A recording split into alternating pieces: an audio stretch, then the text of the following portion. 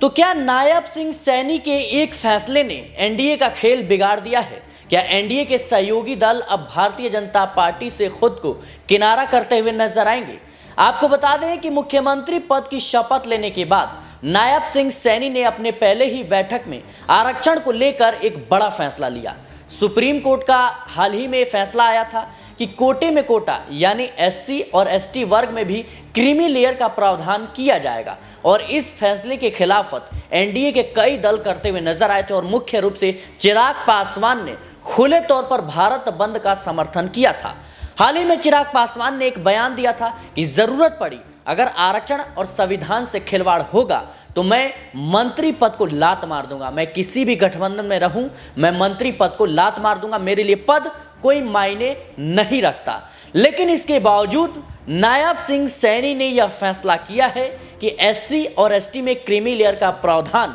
हरियाणा में लागू किया जाएगा। यानी सीधे तौर पर कहीं ना कहीं जिस फैसले के खिलाफत एनडीए के तमाम सहयोगी दल और जो विपक्ष के दल हैं वो करते हुए नजर आए थे, उस फैसले को कहीं ना कहीं बीजेपी सही ठहरा रही है। लेकिन नायब सिंह सैनी की इस फैसले के बाद अब एनडीए में हड़कंप मच गया है और कयास लगाए जा रहे हैं कि कई ऐसे दल हैं जो दलितों की राजनीति करते हैं, जो दलितों के हितों की बात करते हैं, वो बीजेपी से किनारा करते हुए नजर आएंगे और परिस्थितियां भी कुछ ऐसी बनती हुई दिखाई भी दे रही हैं। बात कर रहे हैं चिराग पासवान को, हमारे साथ अमन सर मौजूद हैं। सर, कैसे देख रहे हैं आप जिस तरीके से एससी और एसटी में क्रीमी लेयर का प्रावधान किया जाएगा, ये सुप्रीम कोर्ट का फैसला था, लेकिन चिराग पासवान वो शख्स थे जो एनडीए में रहने के बावजूद पूरी तरीके से खिलाफत करते हुए नजर आए थे, भारत बंद का उन्होंने समर्थन किया था, लेकिन अब बीजेपी ने फैसला लिया इसे लागू किया जाएगा। क्या एनडीए में अब मुश्किलें जो है बढ़ती हुई नजर आएंगी? देखिए, जाहिर बात है, क्योंकि अगर हम इसके ऊपर बात करें तो बिल्कुल चिराग पासवान समेत रामदास अठावले हैं, उन्होंने भी इसका विरोध किया था और ये तक कहा था कि भाई अगर हम इसके अंदर में कुछ कोटे में कोटा कर देते हैं, वर्गीकरण कर देते हैं तो कहीं ना कहीं दलितों के हितों का कहीं ना कहीं नुकसान होता हुआ नजर आएगा। चिराग पासवान ने तो यहाँ तक कहा था कि जो एक तरीके से आरक्षण प्राप्त है उसका आर्थिक तौर पर कोई भी उसका कह सकते मूल्यांकन नहीं किया जा सकता, क्योंकि ये जो आरक्षण है ये समानता के अधिकार के तहत दिया गया है। समाज से छुआछूत खत्म होनी चाहिए, हमारा भी जो एक दायरा है वो मजबूत होना चाहिए, तमाम बातें उन्होंने कही थी। इसीलिए उन्होंने कहा था कि और गुहार भी लगाई थी सरकार से, अपनी सरकार से, कि इसको वो लागू ना होने दे। इसके बाद जो है पीएम मोदी ने अपने तमाम सारे जो एससी एसटी के कह सकते नेता हैं, विधायक हैं,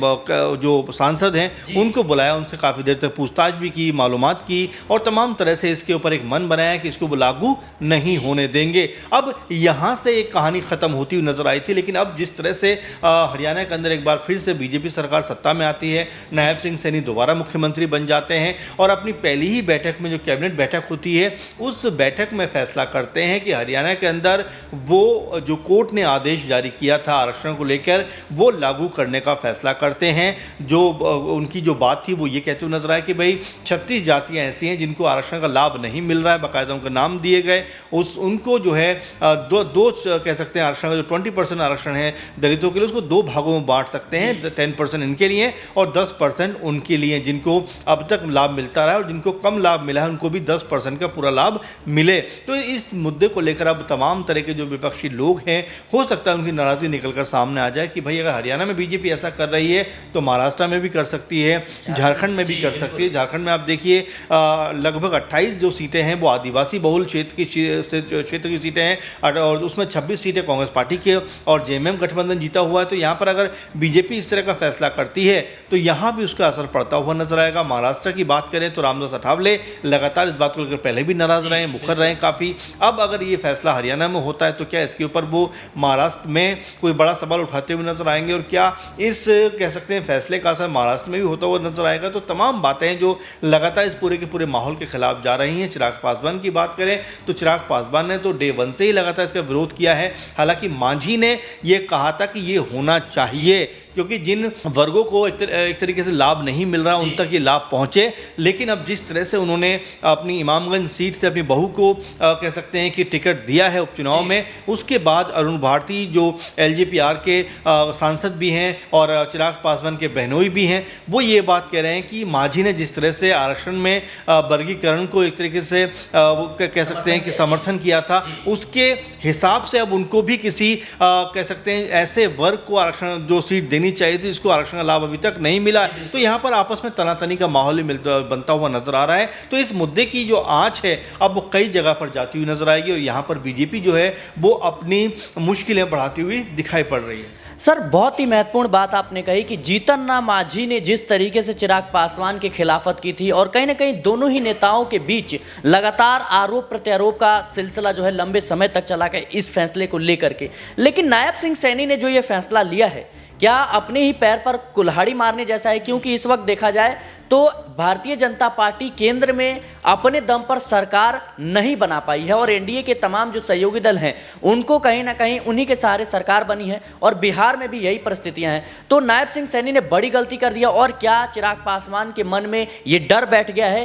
कि आने वाले समय में हरियाणा में जिस तरीके से लागू हुआ बिहार में भी हो सकता है? देखिए बिल्कुल, और ये बात सही भी है काफ़ी हद तक, क्योंकि देखिए अगर बीजेपी सरकार खुद इस बात को कहती रही थी कि भाई लागू नहीं होने देंगे, लेकिन जैसे हरियाणा में उनकी राज्य में सरकार बनती है उसके 1 या 2 दिन के बाद इस पर फैसला आ जाता है और उसको लागू करने की बात कही जाती है। तो आप ये ज़रा सोचिए कि क्या इसमें केंद्र की भूमिका नहीं होगी, क्या बीजेपी आलाकमान की भूमिका नहीं होगी और क्या नायब सिंह सैनी ने अपने आप से ही फैसला कर लिया होगा, क्योंकि उनकी ताकत उनकी पावर अभी इतनी ज़्यादा नहीं है। 8 से 10 साल का राजनीतिक करियर उनका दिखाई पड़ता है, लेकिन ऐसे में जिस तरह से उनको दोबारा मुख्यमंत्री बनाया गया है उसको लेकर भी सवाल उठ रहे हैं। अनिल विज को जो मंत्रालय दिया गया है उसको लेकर भी सवाल उठ रहे हैं और राव इंद्रजीत की बेटी जो आरती राव है उनको जो स्वास्थ्य मंत्रालय दिया गया उसको लेकर सवाल उठ रहे हैं। क्योंकि अगर हम खट्टर सरकार को देखें तो लगातार 2 बार सीएम वो भी रहे और उन दोनों सरकारों में अनिल विज को एक बड़ा महकमा मिलता हुआ नजर आया था। एक बार वो स्वास्थ्य मंत्री थे तो एक बार राज्य के गृह मंत्री वो थे। और लेकिन जिस तरह से नायब सिंह सैनी सरकार में देखा जा रहा है कि पिछली सरकार में तो उनको पूछा भी नहीं गया,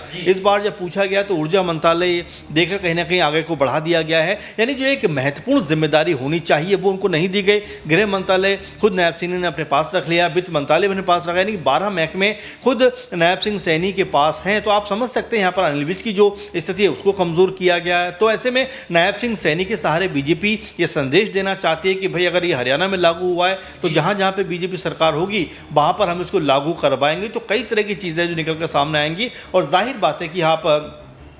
जिस तरह से आप देख रहे हैं कि न सिर्फ महाराष्ट्र और झारखंड में विधानसभा चुनाव है बल्कि उपचुनाव भी होते हुए नजर आ रहे हैं। आप देखें कि बिहार में 4 सीटों के ऊपर उपचुनाव है, उत्तर प्रदेश में भी 9 सीटों के ऊपर चुनाव है, वेस्ट बंगाल में 5 सीटों के ऊपर चुनाव है, राजस्थान में चुनाव है, मध्य प्रदेश में भी 2 सीटों के ऊपर चुनाव, यानी कि कई राज्यों में उपचुनाव भी है। ऐसी स्थिति में अगर बीजेपी ने जिस तरह से फैसला किया है, उनके जो मुख्यमंत्री हैं नए नवेले उन्होंने अगर ये फैसला किया है तो खुद बीजेपी इसके घेरे में घिर सकती है। अगर मान लीजिए रामदास अठावले ने महाराष्ट्र में कोई बड़ा इसके ऊपर विरोध दर्ज करा दिया तो यहां पर बीजेपी का प्रभाव कम होता हुआ नजर आएगा। झारखंड में अगर मान लीजिए चंपई सोरेन जो बीजेपी में शामिल हुए हैं वो इससे नाराज हो जाते हैं तो क्या होगा। तो ऐसे कई चीजें हैं जो बीजेपी के लिए मेरे ख्याल से इस समय ये लागू करवाना या इसके ऊपर बात करना खुद बीजेपी के लिए मुश्किलों में ला सकता है। इसीलिए बीजेपी के बड़े नेता इस मुद्दे के ऊपर खामोश हैं और ऐसे में अब देखा जा रहा है कि जो विपक्षी दल हैं वो इसके ऊपर क्या कहते हुए नजर आते हैं, क्योंकि अभी विपक्ष ने भी पूरी तरह से इसके ऊपर कोई बड़ा हमला नहीं किया। हो सकता है सारी चीजें देख रहे हो उसके बाद इसके ऊपर हमला करते हुए नजर आए, लेकिन बीजेपी ने बैठे बैठाए मुझे ऐसा लगता है कि अपने लिए एक मुसीबत मोल ले ली है। जी बिल्कुल दर्शकों, लगातार इस फैसले को लेकर के कहीं ना कहीं अब कई तरह के कयास लगाए जा रहे हैं। एक तरफ विपक्ष लगातार इसका विरोध करता हुआ नजर आया था तो वहीं चिराग पासवान एक ऐसे शख्स थे जो एनडीए में रहने के बावजूद कई मौकों पर केंद्र सरकार के नियमों के, केंद्र सरकार के कई फैसलों की खिलाफत करते हुए नजर आए थे। भारत बंद का उन्होंने समर्थन किया था। उसके बाद से कयास लगाए जाने लगे कि क्या चिराग पासवान इंडिया गठबंधन में शामिल होंगे, क्या चिराग पासवान एनडीए से बगावत करेंगे। हालांकि गृह मंत्री अमित शाह से मुलाकात के बाद सीधे तौर पर चिराग पासवान ने कहा कि मैं जब तक प्रधानमंत्री मोदी हैं जब तक मैं बगावत नहीं करूंगा, मैं साथ नहीं छोड़ूंगा। लेकिन राजनीति में संभावनाएं हमेशा बनी रहती हैं और जाहिर सी बात है चिराग पासवान की खुद की एक अलग नीति है, रणनीति है, उनकी खुद की एक अलग पार्टी है और अगर उनके गठबंधन में रहते हुए कह सकते हैं कि उनकी नीतियों के खिलाफ कोई फैसला होता है तो फिर बगावती स्थिति पनप सकती है। फिलहाल देखना होगा चिराग पासवान का इस पूरे मुद्दे को लेकर क्या रुख रहने वाला है, क्योंकि कई राज्यों में विधानसभा के चुनाव होने हैं। फिलहाल के लिए इस रिपोर्ट में इतना ही। देश और दुनिया की तमाम खबरों के लिए बने रहे नेक्स्ट 9 पॉलिटिकल बाइट के साथ।